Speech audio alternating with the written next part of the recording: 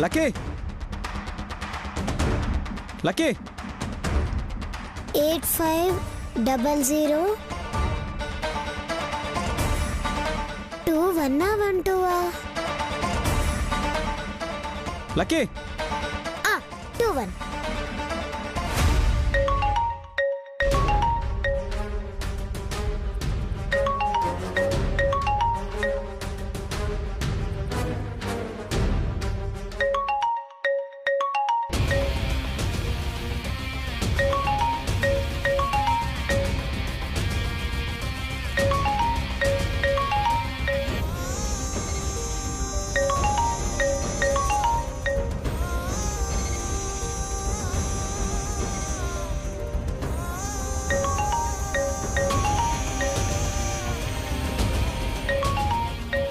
ఎవరై ఉంటారు? హలో అత్త, నేను లక్కీని మాట్లాడుతున్నాను. లక్కీ నువ్వా? ఈ నెంబర్ ఎవరిది? ఎక్కడి నుంచి చేస్తున్నావు? నీకేం కాలేదుగా? అత్త, కంగారు పడకు, నాకేం కాలేదు. ఇది కాయిన్ బాక్స్. ఓ, కాయిన్ బాక్సా? అవును, స్కూల్ నుండి వస్తూ నీకు ఫోన్ చేశాను. ఇంటికి వెళ్ళాక చేయొచ్చు కదా లక్కీ. నీతో ఒక ముఖ్యమైన విషయం చెప్పాలత్తా. ఏంటది? చెప్పు లక్కీ. ఇది ఫోన్లో చెప్పే మ్యాటర్ కాదత్తా. ఏదైనా ప్రాబ్లమా లక్కీ? టెన్షన్ పెట్టకుండా చెప్పు. నేను ఇంటికి వెళ్తున్నాను, నువ్వు మన ఇంటికి వచ్చే. ఇది జీవితానికి సంబంధించిన విషయం, సరేనా? సరే, వస్తాను. బాయ్ అత్తా.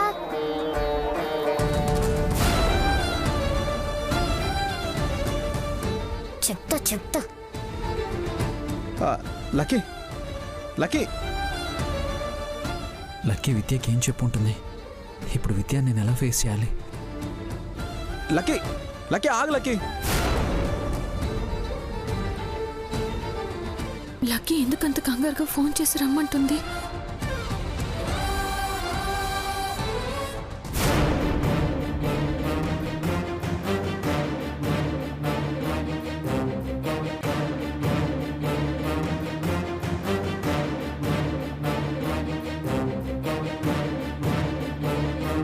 ఎందుకు లక్కీ ఉన్న పళంగా ఇంటికి రమ్మంటుంది?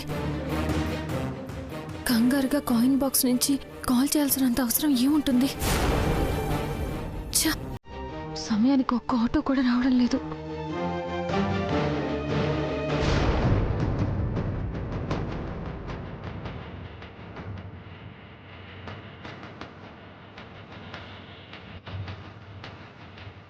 ఏమండి? ఏమండి?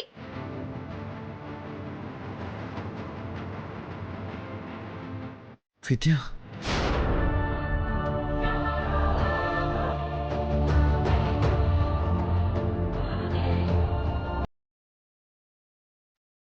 విద్య ఏంటి ఇక్కడ ఉన్నావు? లక్కీ ఫోన్ చేసిందండి.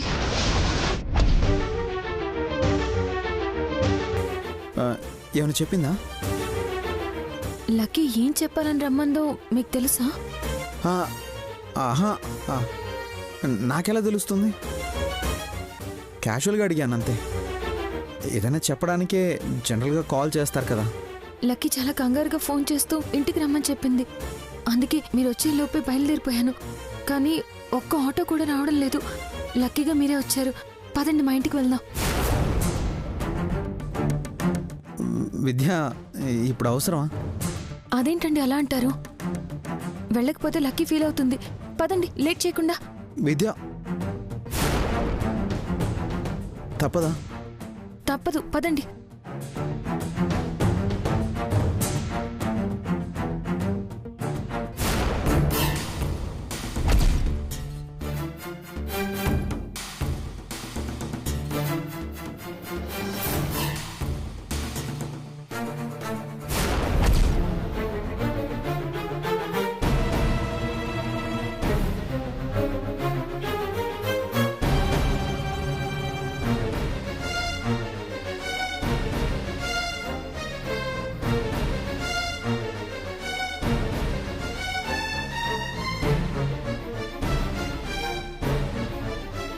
చెప్పండి అన్న, ఏదో ముఖ్యమైన విషయం మాట్లాడాలన్నారు. అవును మురళి, చాలా ముఖ్యమైన విషయం మాట్లాడాలి. చెప్పండి అన్న. ఇప్పుడు మన ఇంట్లో ఉన్న పరిస్థితులను బట్టి విద్యానిధిల పెళ్లిళ్ళు జరిగిన తర్వాత మనుషుల్లో వచ్చిన మార్పుల్ని దృష్టిలో పెట్టుకొని నేను ఒక నిర్ణయం తీసుకున్నాను.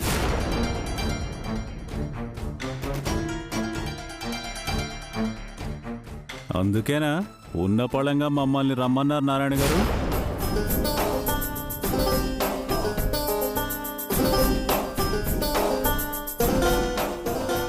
నమస్కారం. నమస్తే అంకుల్. నమస్తే, కూర్చోండి. పానకంలో పుడకల్లా వీళ్ళొచ్చారంటే మావయ్య గారే పిలిచారంట, విన్నావు కదా. బాగున్నారా వీరేశం గారు? ఆర్థికంగా బాగానే ఉన్నా మానసికంగా ఇంకా కోలుకోలేదు. కోలుకోవడానికే ప్రయత్నిస్తున్నాం.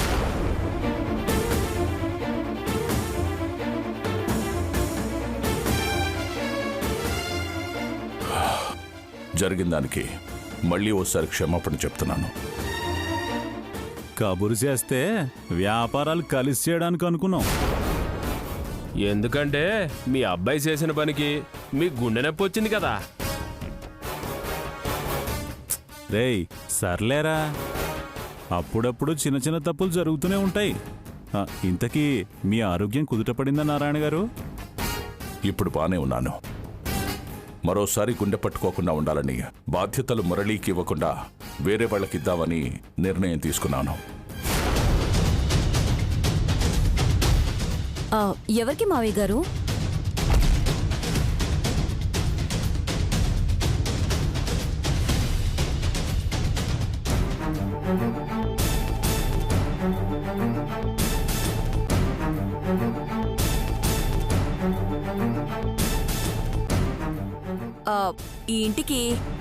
ఈ ఇంటి కోడలైనా కూతురైనా ఆడదిక్కు నువ్వేగా పద్మా. పైగా చదువుకునేదానివి. నీకు కాకపోతే ఇంకెవరికిస్తారు చెప్పు?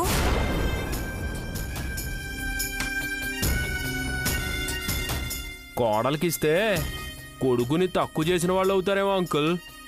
పాపం బాధపడిపోతాడేమో.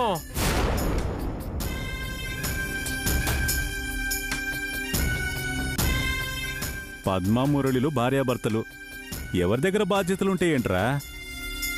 పాపం జరిగిన దాంట్లో మురళి తప్పు కూడా లేదు. ఉంటే కొద్దో గొప్ప మీదే ఉంది నారాయణ గారు.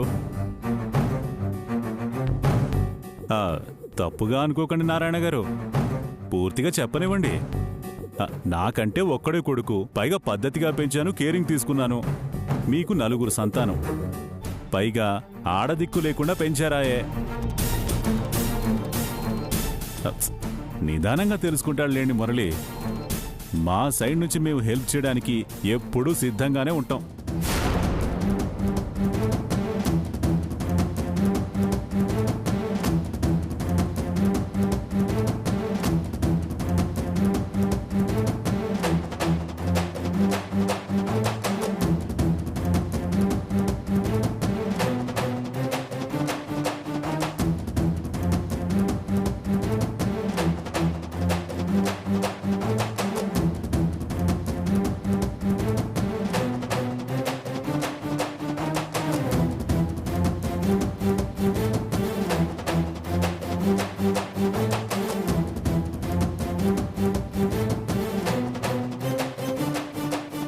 ఈ బాధ్యతల్ని బరువనుకోకుండా తీసుకోమ్మా.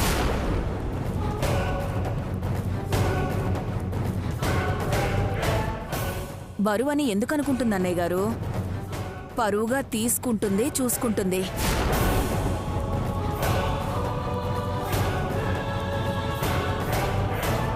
తీసుకోపద్దు. అలాగే అమ్మా.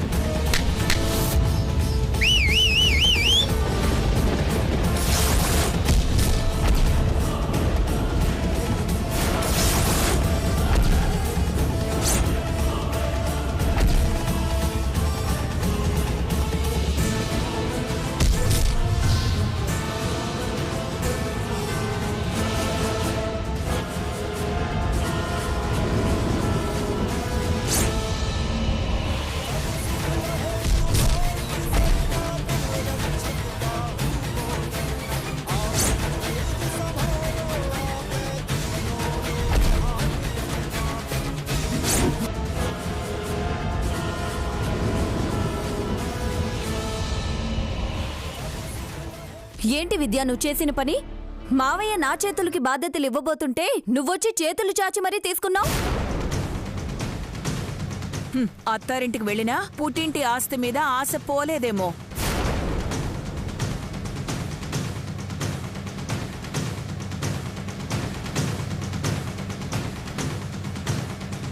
నా కూతురు ఆస్తి కోసం ఆశపడేది అయితే నేను ఆస్తి ఇస్తానన్నప్పుడే నిధిలాగా వెంటనే తీసుకునేది.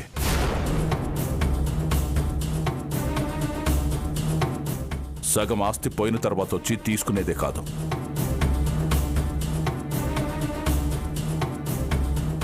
అదేంటన్నయ్య, పద్దుకిస్తానన్నారు కదా? నేను ఇస్తానని లేదమ్మా, మీరు ఊహించుకున్నారు.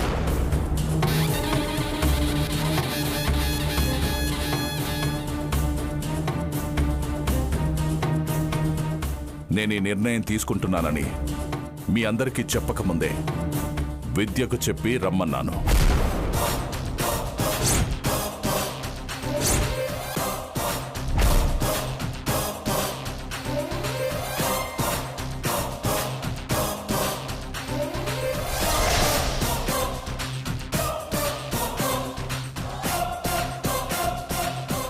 క్షమించండి నాన్న, కొంచెం ఆలస్యమైంది. లేదులే అమ్మా, కరెక్ట్ టైంకే వచ్చావు. ఇక నుంచి ఈ ఇంటి బాధ్యతలన్నీ విద్యని చూసుకుంటుంది. ₹1 ఇవ్వాలన్నా ₹1 ఖర్చు పెట్టాలన్నా విద్య నిర్ణయం ప్రకారమే జరుగుతుంది.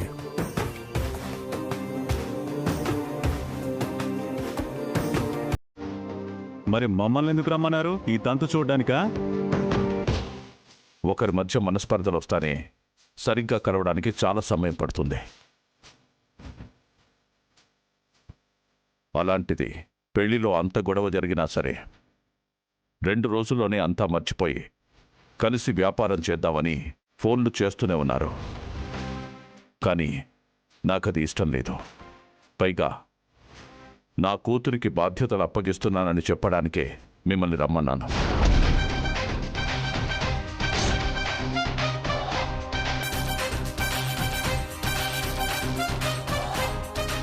ఇక నుంచైనా మీరు అర్థం చేసుకుంటారనుకుంటున్నాను. అప్పుడు మండపంలో ఇప్పుడు ఇంటికి పిలిచి మరీ అవమానిస్తున్నావు ఆదినారాయణ.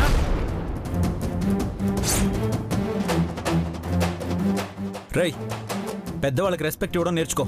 నాకు తెక్కరేగితే ఇంతకన్నా దారుణంగా మాట్లాడతా. అలా మాట్లాడితే గాజులు తొడిగి పంపిస్తాం, కానీ గాజులు తొడుక్కుని ఎవరు లేరు ఇక్కడ. రారా తొడుగు, రారా. గణపతి,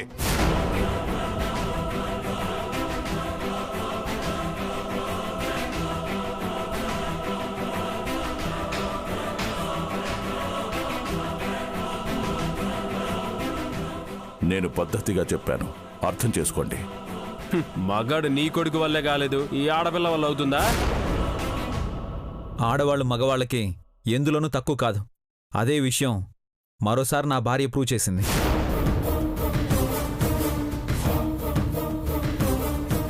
అయ్యి బాబోయ్, బానే సపోర్ట్ చేస్తున్నావురా.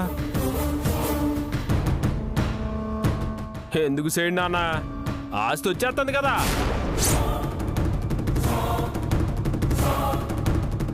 ఇప్పుడు చెప్తున్నా ఏనండి, మీకు ప్రతి విషయంలో ప్రతి వ్యాపారంలో నేను ఎదురొస్తాను, మీ అందరినీ ఓడిస్తాను.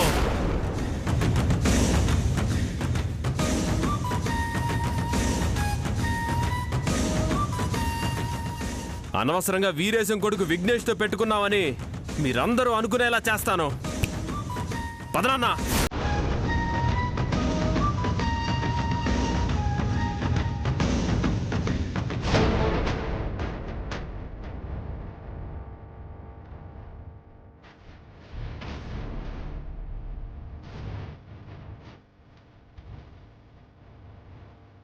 అత్తారింటికి వెళ్ళిపోయిన కూతురికి బాధ్యతలు అప్పగించే బదులు ఇంట్లో ఉన్న కోడలికి బాధ్యతలు అప్పగించొచ్చు కదన్నయ్యా.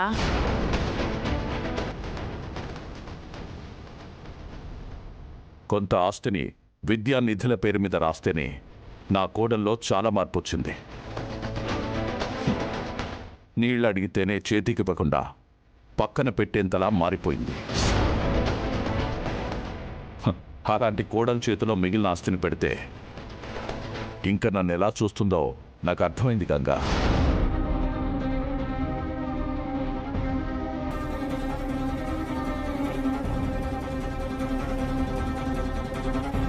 అంటే ఇప్పుడు ప్రతి రూపాయికి విద్య ముందు చేతులు చాచాలా మావయ్య గారు? అవసరం లేదమ్మా. నెలకి సరిపడా ఖర్చుకి విద్య డబ్బులిస్తుంది. వ్యాపారాల్ని గణపతి సాయంతో చక్కబెడుతుంది.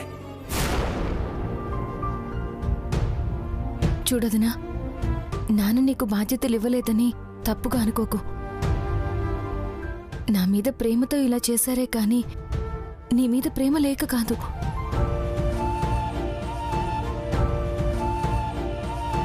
ఇంకో విషయం వదినా, నాన్న ఆస్తులో నేనొక్క రూపాయి కూడా నా సొంత ఖర్చులకి తీసుకోను. ప్రతి రూపాయి మీకే చెందుతుంది.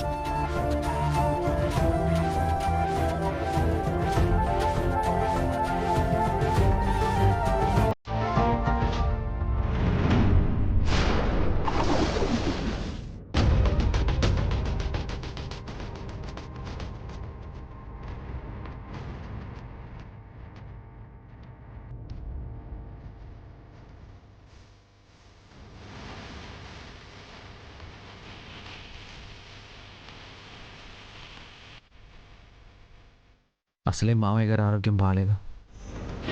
ఇలాంటి సమయంలో నేను మాస్టర్ని కాదన్న నిజం లక్కీ అందరికీ చెప్తే ఏం జరుగుతుందోనని భయపడ్డాను. దేవుడి దయ వల్ల లక్కీ ఇంకా నిజం ఎవరికీ చెప్పలేదు. అంత కోపంగా ఇంటికొచ్చిన లక్కీ ఎందుకు ఇంట్లో వాళ్ళకి నిజం చెప్పలేదు? అసలు ఏమై ఉంటుంది?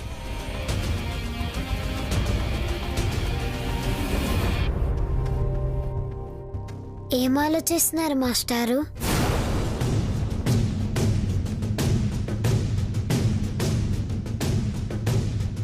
మీరు మాస్టారు కాదనే విషయం నేను మా ఇంట్లో వాళ్ళకి ఎందుకు చెప్పలేదనా? ఎవరికైనా అమ్మా నాన్నలంటే ఎక్కువ ఇష్టం, ప్రేమ ఉంటుంది. కానీ నాకు మాత్రం వాళ్ళకంటే మా విద్యత్ అంటేనే ఎక్కువ ఇష్టం, ప్రేమ. అందరమ్మాయిలు రాకుమారుడు లాంటివాడు, కోటీశ్వరుడు భర్తగా రావాలని కలలు కంటూ ఉంటారంట. కానీ మా అత్త మాత్రం తన పేరులో ఉన్న విద్యని తన జీవితంలోకి తెచ్చే మాస్టారే తన భర్తగా రావాలని కోరుకుంది. మీతో పరిచయమైన దగ్గర నుండి మీరు తన భర్తగా రావాలని ఎన్ని కలలు కనిందో నాకు మాత్రమే తెలుసు. మీతో పెళ్లి ఖాయమైనప్పుడు పట్టరాని సంతోషాన్ని, పెళ్లి క్యాన్సిల్ అయినప్పుడు గుండె పగిలే అంత బాధని నాతోనే పంచుకుంది. మా అత్తకి మీరే ప్రపంచం. మీ ప్రపంచంలో బతకడమే తనకిష్టం. మిమ్మల్ని ఎవరూ వేలెత్తి చూపించకూడదని, మా అత్త ఆస్తిని తీసుకోలేదని తన కూతురు గురించి మా తాతయ్య నాతో గొప్పగా చెప్పారు. అందరూ మిమ్మల్ని గౌరవంగా, ప్రేమగా చూస్తుంటే మీరు మాత్రం మాస్టర్ అని అబద్ధమాడారని తెలిసినప్పుడు నేనే భరించలేకపోయాను. ఇంకా మా అత్త ఎలా భరిస్తుంది? భరించలేదు, చచ్చిపోతుంది. అందుకే నేను నిజం చెప్పలేదు.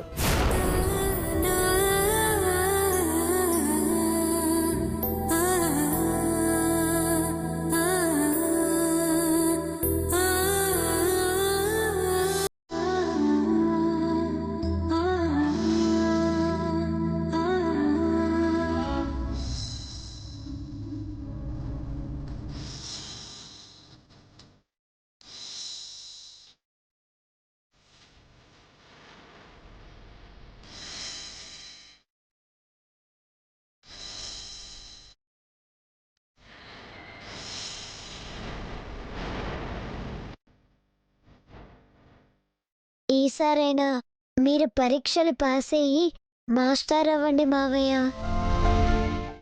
మీరు మాస్టర్ అయ్యి మా అత్త నమ్మకాన్ని బ్రతికించండి.